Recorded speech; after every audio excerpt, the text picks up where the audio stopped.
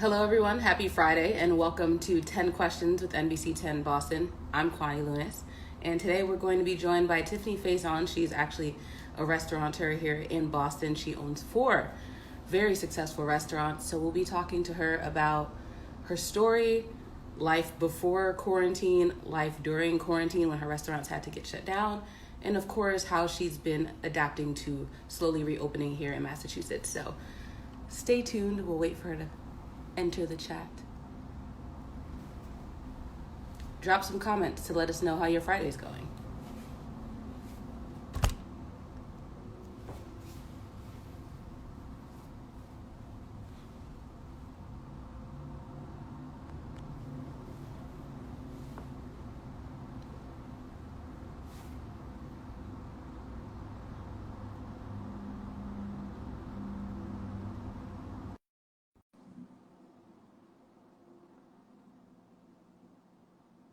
Here she comes.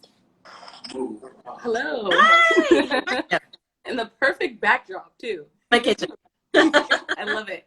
Even when I leave kitchens, I can't leave kitchens. Always in the kitchen. Always there. How are you? I'm doing well. Thanks for joining us today. Oh, thanks for having me. This was so much fun. Little casual headband. I love it. You're in your true element. Exactly. This is true kitchenware. Yeah. Right. How have you been? Good. All things considered, some things have just been crazy, and there's some elements of life that are a little scary and uncertain, obviously. But all in all, just trying to manage it all and keep my head above water, see all the silver linings. Exactly. I feel that. For those that don't even know your backstory, it is very, very interesting. You grew up with a Vietnam vet in your household and more like a military child. How would you say those experiences of really traveling throughout the world led you to being in Boston? To be in Boston specifically, that's a hard question. I don't, there was something about Boston that I was really attracted to. I'd been here when I was in college on the way up to debate camp. I know, nerd camp in Vermont here. I know. And I really always just liked it a lot. And then my brother was in grad school here. And candidly, it wasn't really the military background. I went through a bad breakup. And it was the furthest point that I could get from my ex-girlfriend. So I moved. Ran away. Yeah. I didn't stay here. I kind of kept going back and forth from here to California and then from here to New York and New Orleans, LA, wherever it was, but ended up ultimately here. So just all of those are food hotspots when you say that too. They are, because I left here to go cook there. Exactly. So you have four restaurants here in Boston: Fool's Errand, Tiger Mama, Orfano, and Sweet Cheeks. Yes, exactly. Yeah. The first kid. Yeah. Right. I love it. And what would you say when the coronavirus hit, the pandemic hit, what was the process like for you having to shut down your restaurants? I mean, it was bizarre, right? Just like a lot of us, we had heard of this thing and didn't really know what it meant or what it was going to be. And then it became like literally falling dominoes. So it was, a decision was first, do we shut down? Do we not shut down? Do we still stay open and do takeout? And we had someone that was working with us. We went down to just managers, and we had someone that was working with us that had a member of their family that tested positive and got sick. And at that point, this is mid-March, we didn't know. We just didn't know what this was going to be or what it was. And so the first concern was keep everyone safe. Just keep everyone as safe as possible. So at that point, we had all been around this person, and I just decided to close and then kind of get our heads around what it was in order to kind of get back up on our feet and start to open again. How do you think it could or has already affected the restaurant industry as a whole? It's I don't want to use words like decimated because we're not gone yet. It's really hard. It's, I don't know anyone that's doing more than people that are doing 40% business are really doing well. The summer for us is Red Sox and concerts. And when it's a little quieter for other people, it is really when we start just bumping. And to see our neighborhood be so empty, it's scary. I don't have any answers to it. And I think the longer we get into this, the scarier it is. And we just don't have questions that can be answered about how long this is going to take and what the resolution is going to be. So in the absence of that, it's frightening. I don't know. What does that process of reopening look like It's looked like bringing in key staff members initially. Not everyone has wanted to come back, understandably. And so, and that's just not, they're not wanting to work in an environment where, you know, there's a virus. I get it. Not that there is, but you know what I'm saying. They don't want to put themselves at risk.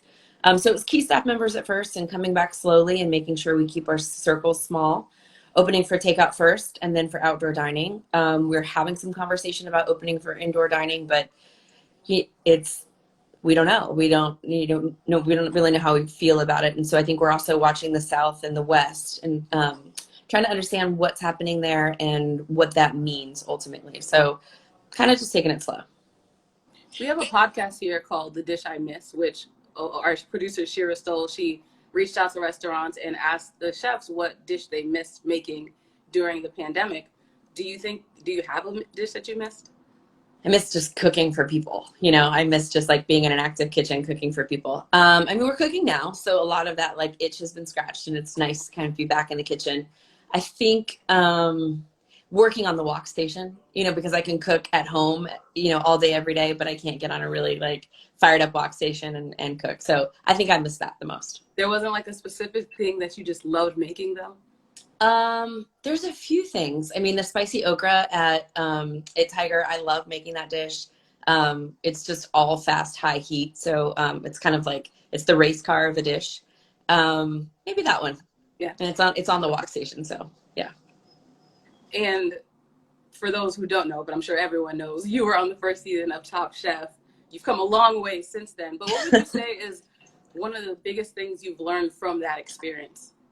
I don't know I've learned a lot from being on the first season of Top Chef and then All Stars from that. I think if I'm being really honest, I've learned more from being on the judge's desk at Chopped.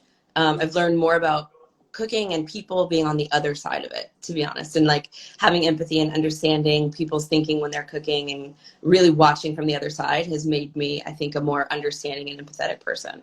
So would you say having both sides of that experience made it like a more complete experience? Yeah, it's been very helpful. It's been really helpful. And also having competed, my heart is just like right there with the people that are competing and watching them compete. And there's like, there's nothing like more heart-wrenching than watching someone that you know is a really good cook just make like a mistake they would never make because they're nervous. And you want to save them. You just want to scoop them up from their mistakes. And it's so funny because as like a regular foodie, you look at what the judges are saying and I'm like, if I was eating that, I probably would have no complaints, but the job is to just tear everything apart. The job is to really understand who's bringing it in terms of like cooking muscle memory and who's done the work to like have all of the understanding of balance and texture and flavor. And so those things really show up in a dish. And I think for the judges, we're looking for those things to shine. And if they don't, that's kind of where we start to really, unless there's like super egregious mistakes, which sometimes there are. For you, when you're doing these TV appearances, what is that fine line for you of being true to yourself, but realizing in a sense you still are an entertainer? I mean, I guess I just kind of hope that the best will happen. And like, it's really about the chemistry of the judges together. It's when it's good and we're all together and we're on and we're cracking jokes, like there's nothing better. And they have to really cut we film like 14 hours a day for one episode. So they're cutting a lot of stuff for things to make it. I don't ever have to like, I just don't feel like there's a line that I walk that I have to like in any way not be me and not like personal integrity is really important to me in every aspect of my life. So if something's not good, I'm not going to say that it's good. You know, I will find really lovely ways to say this could be a little better. One thing I've noticed, not only just in the shows, but in the restaurant industry overall, is the fact that there is still very much a lack of diversity. Mm-hmm. Would you say from your personal experiences that there are any barriers to there being a way for people to break into the industry? Yeah, people's generalized like misogyny and racism. Yep. Those are the biggest barriers. Like there's no barriers that like for specifically in the like hospitality and restaurant industry. One of the things I love about it so deeply, and I refuse to believe that this is not true anymore, is that it's an industry you can enter at an entry-level position, work really hard, keep your head down, say what's next, be an incredible team member, and create a career. You know, like I didn't graduate from college and I didn't go to culinary school. I just got in it and I worked my ass off. And I put up with a lot of stuff, you know, and I in hindsight should not have put up with and shouldn't, no one should have to. So I'm not saying anyone should put up with stuff at all. They shouldn't. And I think we work in different environments now that are in some ways less abusive, and in some ways like the abuse just gets disguised as like under that guise of excellence, and that's some bullshit too, to be honest. So the biggest barriers are the people who hold the keys to the industry, and we're seeing a lot of that change. Like even we're seeing editors of magazines and editor-in-chiefs like change literally like daily right now, which is that super important, that the voices that are saying these people matter and their perspective and their food matters and their background matters, like those people need to be reflective of everyone. We need people of color, we need women. It doesn't just need to be like white dudes like being the kingmakers. It's enough. And a part of that change, I think, has definitely been sparked in the wake of George Floyd's death and the resurgence of the Black Lives Matter movement. You've been very vocal in this movement. What made you or inspired you to be an ally? I mean, it's never been an option to not be an ally. I'm a queer woman. I put up with a lot of BS growing up in this industry and moving part of a military family, and then coming out. Like you become in some ways like you become a target for people's ire, and it's, knowing that it's unfair and fighting against it myself. Like there's no excuse for anyone to have to live that way either. So I think when you're an ally, you don't get to pick and choose for whom you are an ally. Like if you're an ally for all of us, or you're an ally for none of us. So I'm really happy to see like the resurgence of the Black Lives Matter movement. And I'm happy to see people really having a real conversation about being anti-racist. There is a little bit of like, where were you before? Like all the people that were like, you really shouldn't mix politics and business. And it's like, it's not politics. It's real life. It's real life. And it actually ties in perfectly to your restaurant, Orfano. I read a little bit of the backstory. For those that don't know, do you mind sharing why you named it Orfano and what led to you even opening it? Yeah, so I mean, I started, my first jobs in kitchens cooking were really in like more Mediterranean-based, like Italian type of kitchens. And so I got away from that after I worked at a restaurant called Broca, where I took like my first real chef gig. And after that was done, I missed it. I missed it deeply. Orfano means orphan in Italian. And so what I wanted was a restaurant, and there's part of me that, moving everywhere all the time felt a little bit like I was an orphan. Sorry, Mom, that's not about you. No, Mom, everything's fine. But there was that, and then there was also this idea of like really understanding ingredients and cooking techniques, and I didn't want to be tied to like DOP ingredients, or like this is not Italian because this tomato is not from X or whatever, like not being able to put fish sauce or miso in something because I know what it can add to a dish. So I wanted it to be Italian in a way that was really recognizable, but allow us to use ingredients and techniques that may not be specifically European or Italian to be able to, create something that was more impactful, or something that would be able to surprise or delight a little bit. And then for me, like I wanted a big room that was gorgeous. I say I built a boys club for girls, but it's for everyone. But it really is. I've been in a lot of those rooms where I've not been made to feel welcome, and I've been looked over like I'm not going to order the big bottle of wine or the big steak or whatever it might be. So I wanted a room that had a lot of nods to people that walked in that had felt that way in other restaurants. That clearly said, you belong here. This is for all of us. And I wanted it to be like all of my restaurants, like a little fun and a little cheeky. Like it's our job to take ourselves really seriously. Take what we do seriously, but not ourselves. And so that element is always like peppered throughout all of the restaurants. Would you say you've had any culinary moments that for you kind of helped open your worldview beyond just your experiences? Oh yeah, for sure. I mean, I always say this, like traveling is like a PhD or doctorate for chefs. We should be traveling, whether it's domestically or whether it's internationally.